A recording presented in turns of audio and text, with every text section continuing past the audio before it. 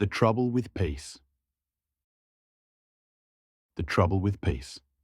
When quiet times are deadlier than war. Part 1. Introduction. The calm before the storm.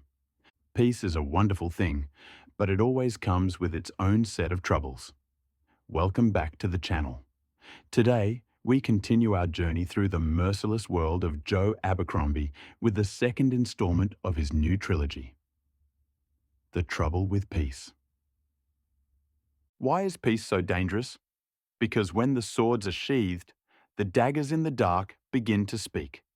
In this sequel, the simmering tensions of the first book explode into a full-scale civil war. This is no longer about small-scale riots. It is a true Game of Thrones where friendships are betrayed and heroes are corrupted. Join me as we discover how high the price of peace can truly be in a world where everyone has a hidden agenda. Part 2. The core plot. Deadly alliances. The story pushes our protagonists into impossible corners where they are forced to choose a side, often the wrong one. 1. The betrayal of the young lion.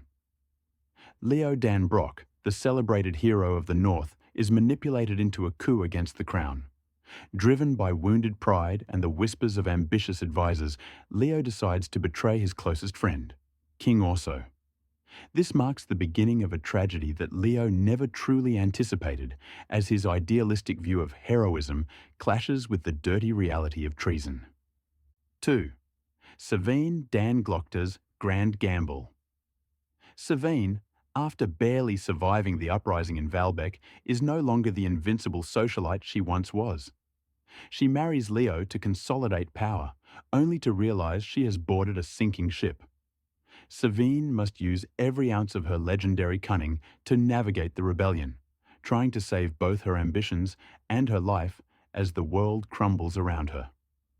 3. King Orso's unexpected rise. While the world dismisses Orso as a weak, drunken playboy, he begins to show the true qualities of a leader.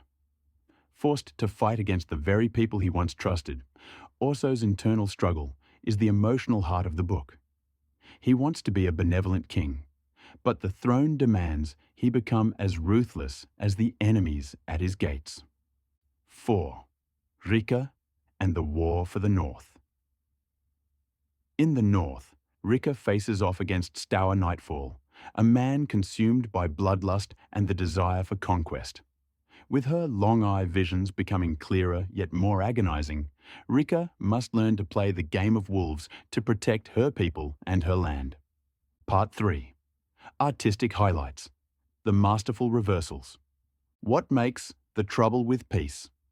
So addictive is its relentless pacing.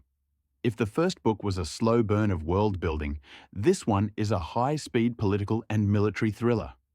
Abercrombie demonstrates a profound truth about politics. There are no permanent enemies, and certainly no permanent allies. The brilliance also lies in the battle sequences. These aren't just displays of carnage. They are studies in tactical failure. We see how Leo's impulsive decisions lead to catastrophic consequences. And as always, Abercrombie's signature dark humor is woven into the most desperate situations, making the reader laugh at the sheer irony of fate even while holding their breath. Part 4. Analysis and Reflection. The Trap of Glory. The core takeaway of this book is a chilling observation. The people who believe they are doing the right thing are often the most dangerous. Leo Dan Brock believes he is saving the Union, but in reality, he is only sowing the seeds of immeasurable suffering. The book teaches us about the complexity of morality. You can be a good man in your personal life, but a disastrous leader.